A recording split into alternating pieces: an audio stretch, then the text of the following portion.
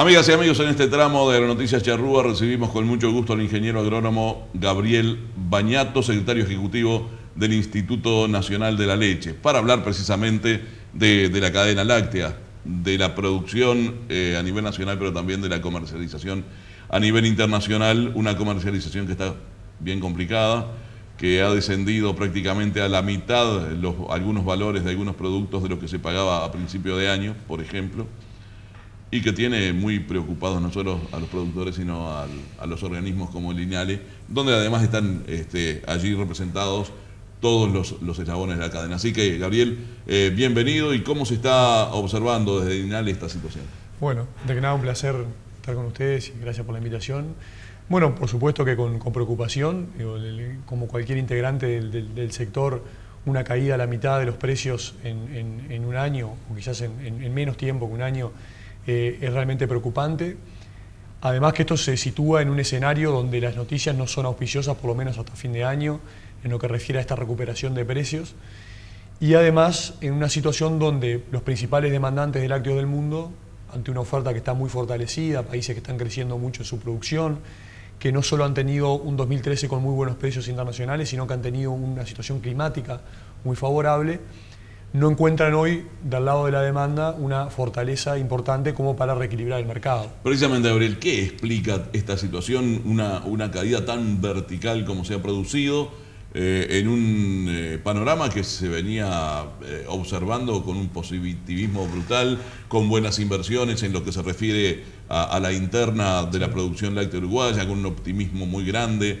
con incorporación de elementos tecnológicos y productivos de manera radical, diría yo,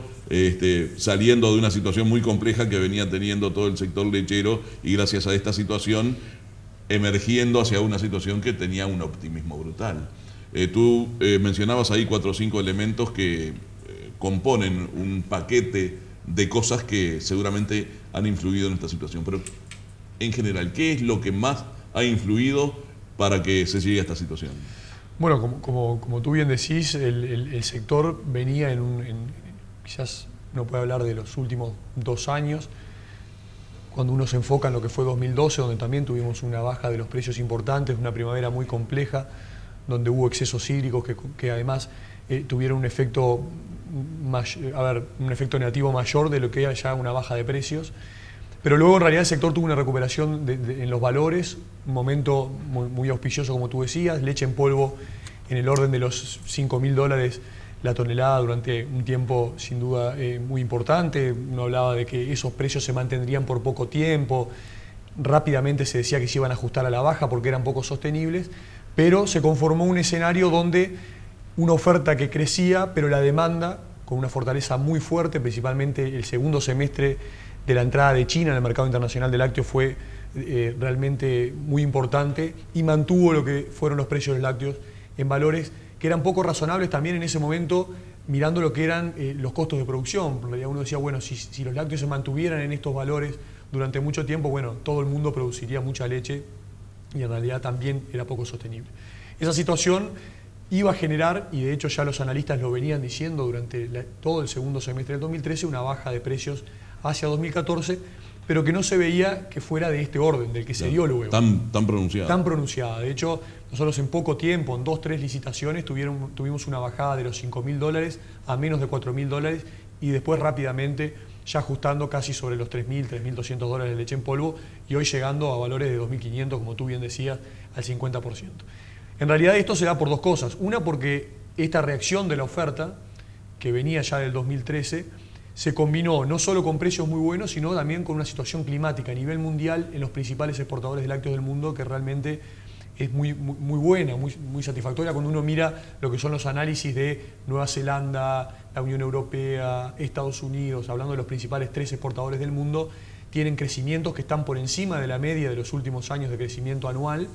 tienen una situación muy buena en lo que refiere a los stocks, al tema climático, tienen una situación muy buena en la relación de precios de los granos. Recordemos que muchos de estos sistemas productivos están enfocados en lo que es estabulados, por lo cual el peso del costo del grano tiene mucho efecto allí y han tenido una relación muy buena entre el precio al que se pueden vender los lácteos y el valor de los granos, que de hecho tenemos una perspectiva de que los granos continúen bajando hacia la próxima zafra. Y entonces toda esta situación configuró una oferta que continuó creciendo y una demanda que por el otro lado encontró una debilidad bastante mayor a la que se esperaba. De hecho, uno cuando a principio de año se paraba en esta posible baja decía, bueno, hacia fines del 2014 la entrada de China al mercado va a generar un aumento de la demanda, un cierto reequilibrio y por lo menos una recuperación de los valores que quizás iban a estar en el orden de los $3.000 a $3.500. Sin embargo, China se retrajo en la demanda y eso ha provocado inconvenientes. Y además, una situación geopolítica a partir de Rusia con el corte de compras en algunos países, lo que determina que esa oferta salida de Rusia se distribuya en otros sitios donde seguramente la competencia es mayor y bueno, hay que distribuir la torta entre más, ¿no? Bueno, Supongo sí, que viene por ahí la sí, en cosa. realidad es un poco la explicación es lo que pasó con China, que es una retracción mayor de la que se esperaba. De hecho, se habla que ellos están hoy consumiendo stocks que ya generaron a principio de año y que eso también los va a mantener, si no fuera del mercado, por lo menos con mucho menos fortaleza dentro del mismo para lo que son las compras o adquisiciones de lácteos. Y después este otro punto que tú decís, o sea, todo lo que generó este cierre de exportaciones de Unión Europea a Estados Unidos a Rusia, si bien uno podría decir, bueno, la demanda de Rusia continúa estando y en realidad eso generaría una situación de equilibrio, porque lo que no importe de estos países lo va a importar de otro lado, no es lo mismo cuando uno tiene un canal ya abierto y un cierto flujo de exportación entre estos países, que cuando Rusia ahora tiene que redireccionar sus exportaciones y buscarlas en Uruguay, que de hecho uno mira las exportaciones y han aumentado a este destino, ni que hablar lo que está pasando con Argentina, que es un proveedor que ha crecido de forma importante con exportaciones a Rusia, pero en realidad cuando uno va a lo que son importaciones de Rusia y al ritmo que venían creciendo en los últimos años, ve que 2012 aumenta, 2013 aumenta y en 2014 hay una inflexión. O sea, hay un deterioro de la tasa de crecimiento de las exportaciones de Rusia de lácteos, lo cual es explicable por esta situación política básicamente. En todo este panorama también debe influir la competencia, ¿verdad? Supongo. Uruguay debe tener competidores seguramente, no sé si globales o dependiendo de donde sea la venta o la oferta de nuestros productos, ahí tendrá un competidor diferencial, dependiendo del lugar que sea. Sí, sin duda. El Uruguay, como lo hemos repetido varias oportunidades, nosotros desde INALE participamos en una red que es una red mundial que realiza comparación de costos a nivel de los sistemas productivos, y allí Uruguay, Argentina, parte de lo que es Chile, algunas zonas de Nueva Zelanda son las zonas más competitivas de producción de leche del mundo, por lo cual si estos precios no están cubriendo nuestro costo de producción, seguramente esos son poco sostenibles. Eso lo primero a enfocar. Y luego que en realidad cuando uno está trabajando sobre lo que son los valores o los costos de producción de nuestra región, también tiene que evaluar cuáles son las restricciones de entrada de nuestros competidores en los diferentes lugares. Si uno habla de Uruguay como competidor en China, seguramente hable de Nueva Zelanda y Australia como los principales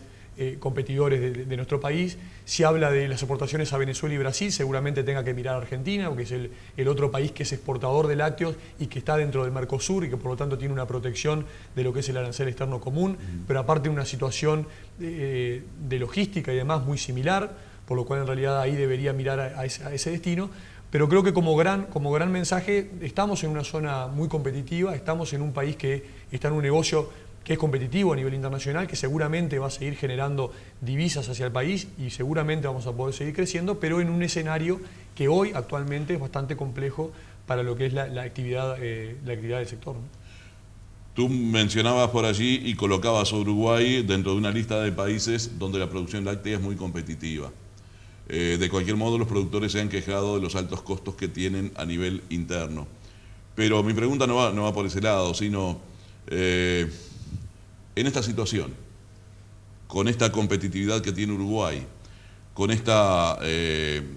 formato de cadena que tiene Uruguay, de cadena productiva, que seguramente está muy fortalecida por lo que es la Cooperativa Nacional de Productores de Leche, entre otras, pero como cabeza la Cooperativa Nacional de Productores de Leche, y además la fortaleza que el propio productor tiene en cuanto a ser un productor aguerrido, que soporta problemas habitualmente. ¿Qué posibilidades tiene Uruguay de salir más rápidamente que otros países de esta situación? independientemente de que sea rápido o lento el rebote que puedan tener los precios? Bueno, realmente en ese punto creo que